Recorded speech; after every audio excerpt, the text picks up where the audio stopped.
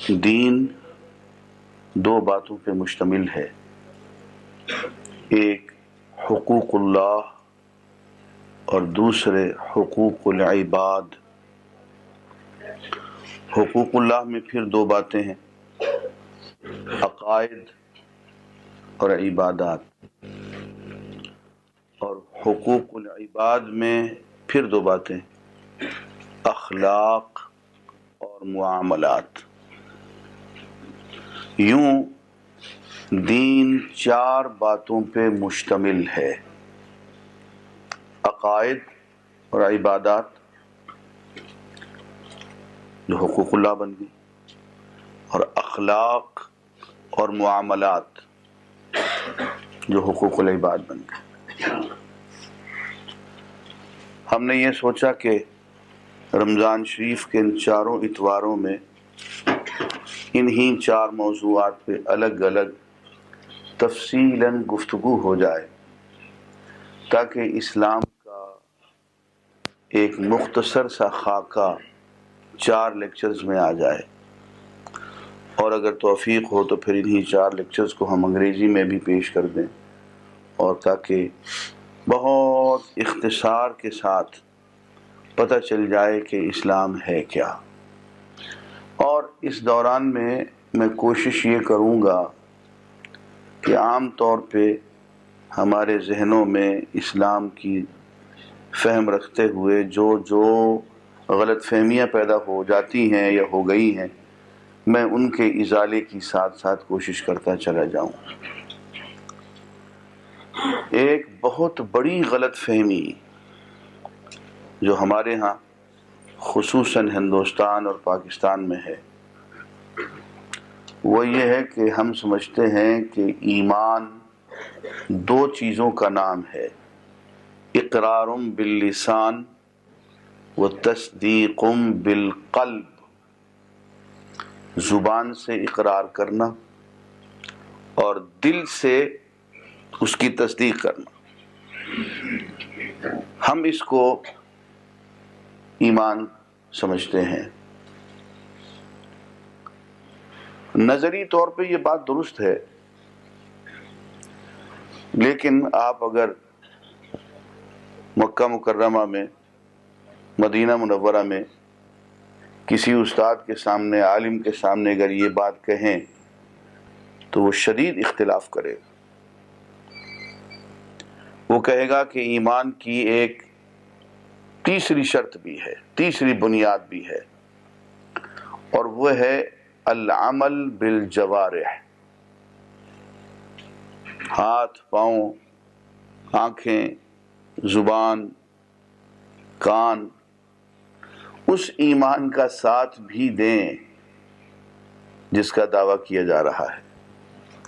اگر وہ ساتھ نہیں دے رہے تو اس کا مطلب ہوگا کہ ایمان اپنی جگہ پہ موجود نہیں ہے، اس لیے کہ اس اقرار باللسان کا اور اس تصدیق بالقلب کا جو معیار ہے وہ صرف عمل ہے، کہ جو کہا جا رہا ہے، جو دعویٰ کیا جا رہا ہے، وہ بروئے کار بھی آ رہا ہے یا نہیں۔ اور میں نے حرمین کے علماء کو یہ کہتے ہوئے سنا کہ تصدیق بالقلب تو ہمارے بس میں نہیں ہے کہ اس کو جانیں، اقرار باللسان سبھی کرتے ہیں، مومن بھی، منافق بھی۔ اب یہ دیکھنے کے لیے کہ تصدیق بالقلب سچ مچ ہے بھی یا نہیں، ہمارے پاس کوئی ذریعہ نہیں سوائے اس کے کہ ہم یہ دیکھیں کہ اس کا عمل اس کی زبان کی تصدیق کر رہا ہے یا نہیں۔ ہمارے پاس کوئی اور معیار نہیں۔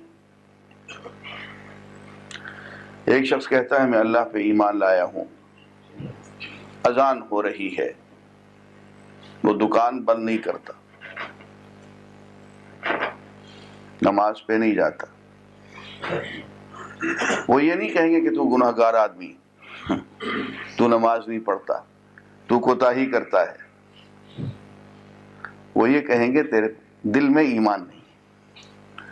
تیرے دل میں ایمان ہوتا تو اذان کی آواز سنتے ہی تیرے رونگٹے کھڑے ہو جاتے، تیرے ہاتھ سے یہ ترازو گر جاتا اور تو سیدھا مسجد کی طرف چلا جاتا۔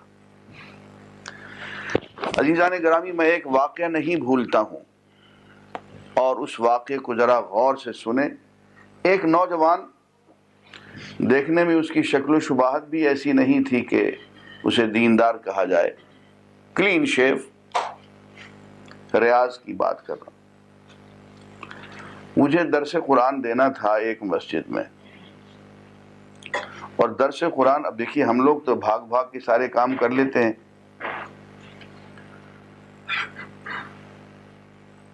ذرا سی مجھے دیر ہو گئی، مجھے ایک اٹیچی کیس خریدنا تھا جلدی میں، تو اٹیچی کیس چننے میں مجھے 20-25 منٹ لگ گئے، اس کا بھاؤ تاؤ کرنے میں۔ تو اس کا میں نے چن لیا، پسند کر لیا، اس کا بھاؤ بھی طے ہو گیا، یہ 450 ریال میں یہ اٹیچی کیس میں لے رہا ہوں۔ اٹیچی کیس میں نے اپنے ہاتھ میں رکھ لیا اور پیسے میں نے نکال لیے۔ 450 ریال جب اس کے آگے رکھے تو 450 ریال ابھی میرے ہاتھ میں تھے کہ اذان ہو گئی۔ اس نے کہا خلاص۔ میں نے کہا کیا مطلب؟ کہتا نہیں اب نہیں میں بھیج سکتا، اور میں نے پیسے پھینک دیے۔ میں نے کہا خدا کے بندے، سودا ہو گیا، یہ پیسے اپنی تجوری میں رکھو اور میں جا رہا ہوں۔ کہا لا یا شیخ اتق اللہ، شیخ اللہ سے ڈرو، اللہ کی اذان کی بات، اب میں یہ پیسے لے لوں؟ اور میں نے کہا تو نے صرف تجوری میں ہی رکھنے؟ کہنے لگے حرام ہے میرے لیے اب تجوری میں پیسے رکھنا، اب نماز کے بعد تم آنا اور یہ اٹھا کے لے جانا، اور یہ پیسے میں تم سے لے لوں گا۔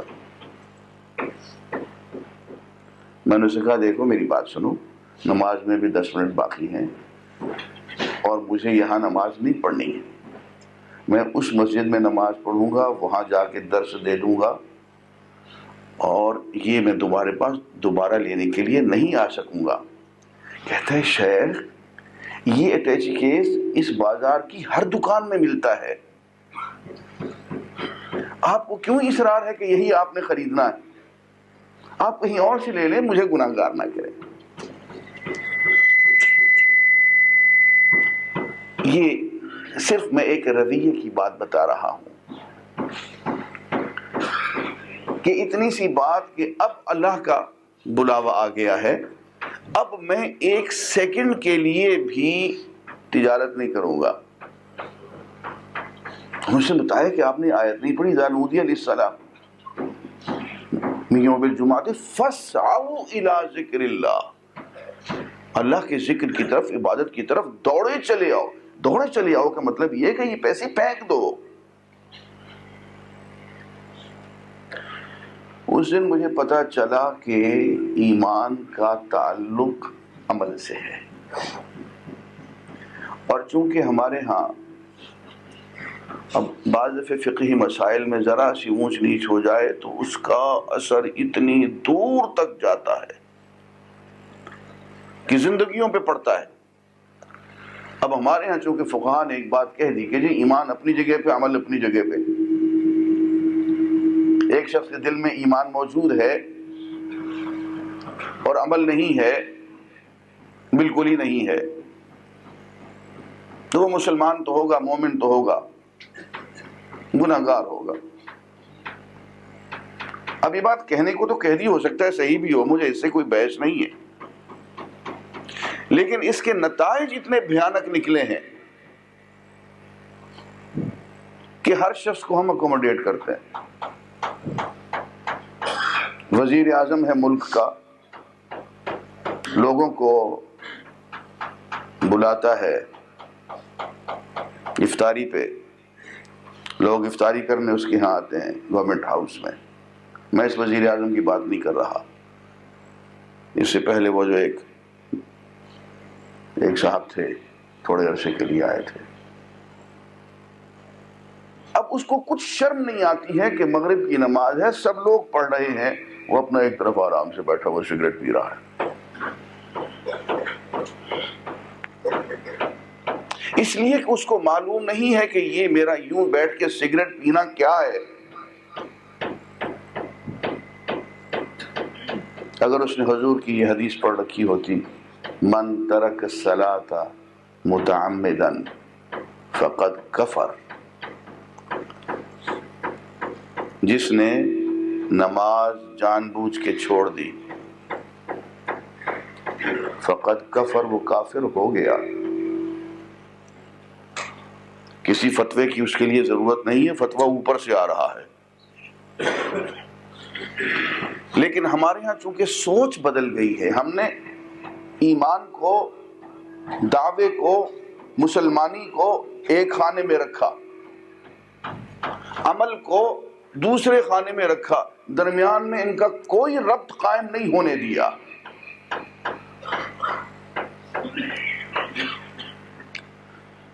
میں سمجھتا ہوں کہ اس میں کوتاہی کچھ ہماری بھی ہے، جنہوں نے دین کے سمجھنے سمجھانے میں بہت سی غلطیاں کر دی. ایمان کا موجود ہونا اپنی جگہ پہ، مجھے اس سے کوئی انکار نہیں ہے، لیکن وہ جو ربط قرآن نے قائم کیا ہے وہ تو آپ مانیں.